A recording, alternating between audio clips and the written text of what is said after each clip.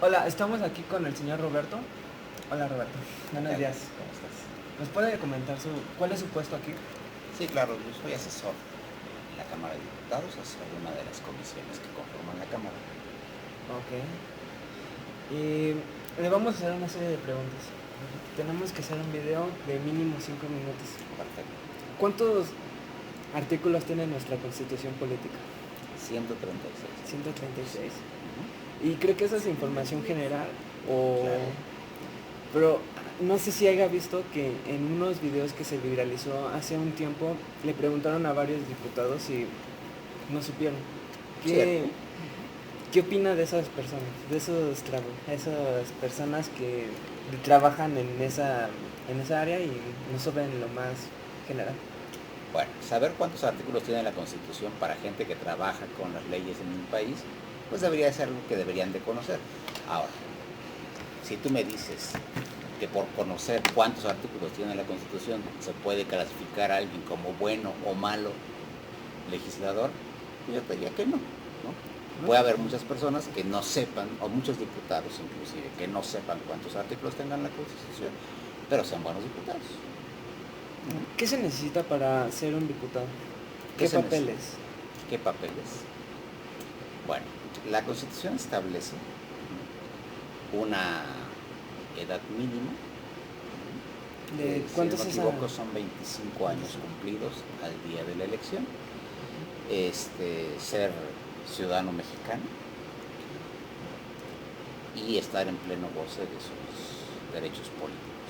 ¿Usted cómo fue que decidió comenzar a ejercer a empezar a ejercer en esta rama? Bueno, yo desde la preparatoria me llamó la atención la política y pienso que es una actividad en la cual se puede hacer cosas por la gente, por el país, demás, ¿no? Entonces, esa fue mi motivación para estar en esta actividad. ¿Y usted qué ha hecho o qué planea hacer por el país? Bueno, ustedes a lo mejor conocen el programa que hoy se llama 65 y más. Es un programa federal donde les dan un apoyo económico a los adultos mayores de 65 años. Sí. Ese programa empezó siendo 70 y más. Y ese se aprobó en la 60 legislatura, es decir, entre 2006 y 2009. El antecedente que teníamos de ese programa era el programa de adultos mayores de la Ciudad de México.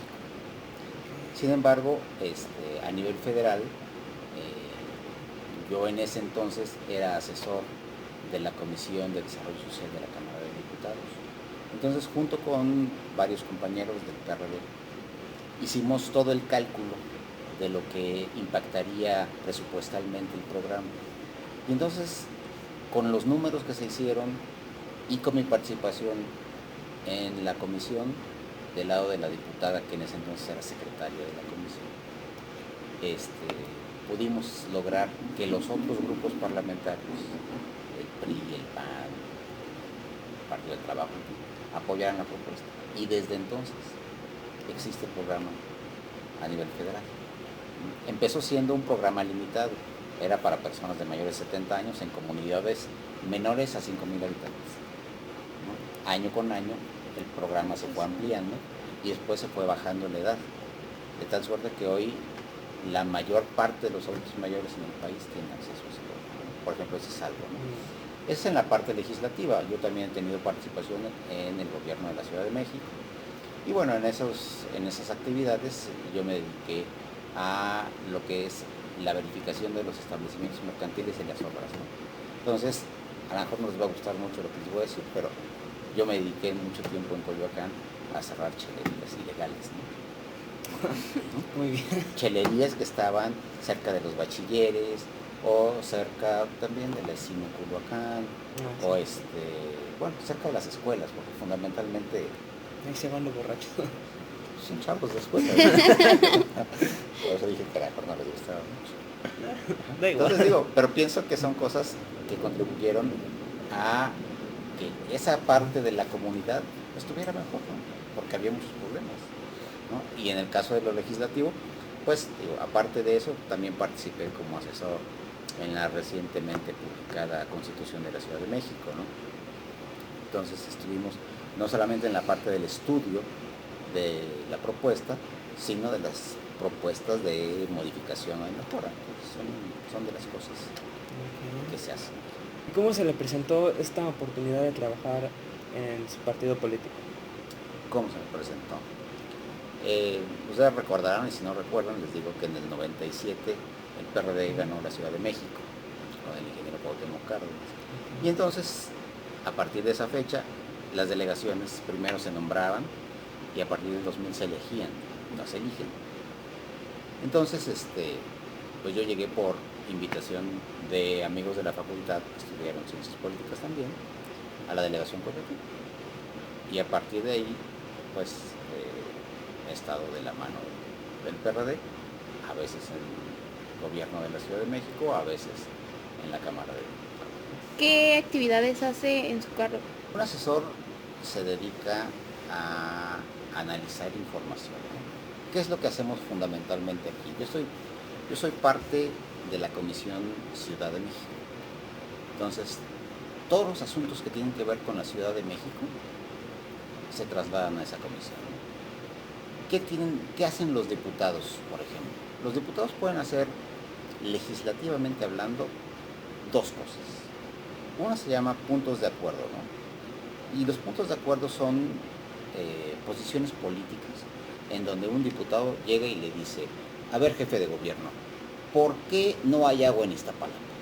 Y te exijo que inviertan para que la red de agua sea suficiente y no le falta a la gente de Iztapalapa. Entonces, ese posicionamiento de un diputado se tiene que procesar, se tiene que dictaminar. Eso se llama dictaminar. Entonces se emite un dictamen, y un dictamen es una opinión de la comisión. Entonces la comisión recibe lo que hizo el diputado y emite esa opinión.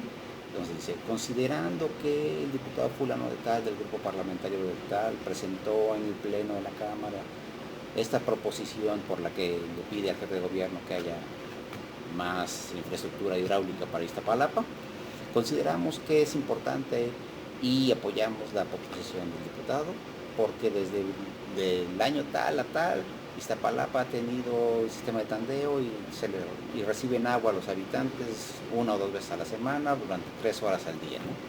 Entonces no es justo o se vulnera el derecho humano al acceso al agua, y entonces proponemos al Pleno de la Cámara que se apruebe esta cosa en donde se le pide al jefe de gobierno que invierta en más.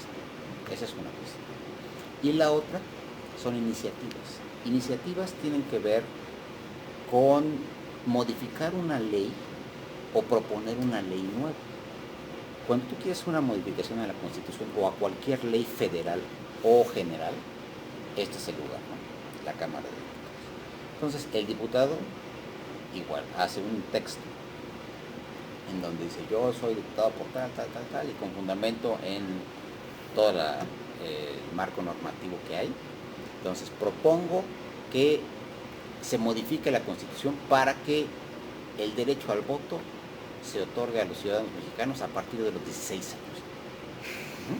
Entonces, esa iniciativa igual se turna.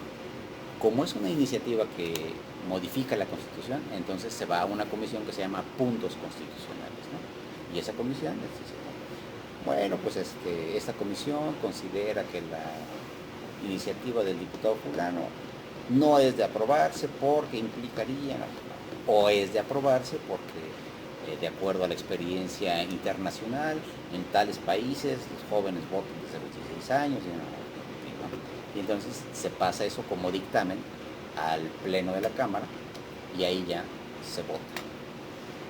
Si la votan la mayoría de los diputados, se aprueba y se hace, bueno, se vuelve minuta, porque las leyes, bueno, en México el poder legislativo, el poder que reforma las leyes, está dividido en 2 cámaras. Se aprueba en una y la tiene que aprobar la segunda. Entonces se va al Senado. Si el Senado también la aprueba, entonces se va al presidente para que la publique. Y entonces ya entra en vigor. Si el Senado o la Cámara que revisa el dictamen le hace modificación, la regresa a la Cámara que se la mandó para que la corrija, para que acepte la modificación o la vuelva a modificar, y hasta que al final llega el presidente para que se... Y así es como se hace. Y el trabajo de nosotros, pues es arrastrar el lápiz para decir, ok, entonces sí, esto sí, conviene, no conviene, y decirle a los diputados, ok, esta es nuestra opinión, que va, esta modificación va, o esta no tiene ni pies ni cabeza. Hay que... Lo más incómodo de su puesto, o del puesto del diputado. ¿Qué es lo más incómodo? Sí, porque... del puesto de diputado, muy mala fama pública, ¿no? Entonces yo creo que es de lo más incómodo. Yo no soy diputado, pero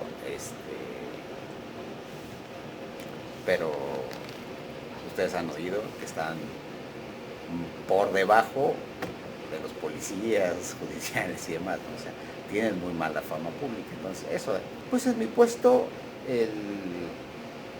el tema de los plazos, ¿no? O sea, hay plazos para emitir los dictámenes, y hay que estar consultando e investigando, aunque la verdad no es incómodo, y al contrario, pues nos va dejando más conocimiento, ¿no? Y cuando volvemos a enfrentarnos a un tema o se presenta un tema que nosotros ya tratamos en un dictamen, pues nosotros ya tenemos más elementos para poder pronunciarlo. Me olvidaba decirles también que una de las cosas más importantes que hace la Cámara de Diputados, sino la cosa más importante que hace la Cámara de Diputados, es la aprobación del presupuesto. El presupuesto federal se aprueba en esta Cámara. Y en ese tema hay exclusividad. Los senadores no se meten con el presupuesto, solamente los diputados. Y es un proceso que lleva varios meses del año. El presidente manda su propuesta y tiene que llegar aquí el 8 de septiembre. Es una propuesta que incluye tanto la ley de ingresos, en esa sí intervienen los senadores, y el presupuesto. Entonces, en la primera parte del proceso es aprobar ingresos, para saber cuánto vas a tener, ¿no? Sí. Entonces, una vez que se aprueba ingresos, se procede ya al tema del presupuesto, ¿no? Sabiendo cuánto vas a tener, entonces empieza a ver cómo repartes la gana, que nunca alcanza, ¿no? Y entonces, para el día 15 de noviembre, entre el 8 de septiembre y el 15 de noviembre, se tiene que cubrir todo lo que se llama el paquete económico. Entonces, primero ingresos y después presupuesto, que tiene que estar aprobado a más tardar el 15 de noviembre del año anterior. Bueno, pues muchísimas gracias. Ahora que son jóvenes, ustedes tienen que hacer las cosas diferentes, porque sí, una bronca en este país es la corrupción. Muchas gracias por su tiempo y por respondernos a este pequeño cuestionario.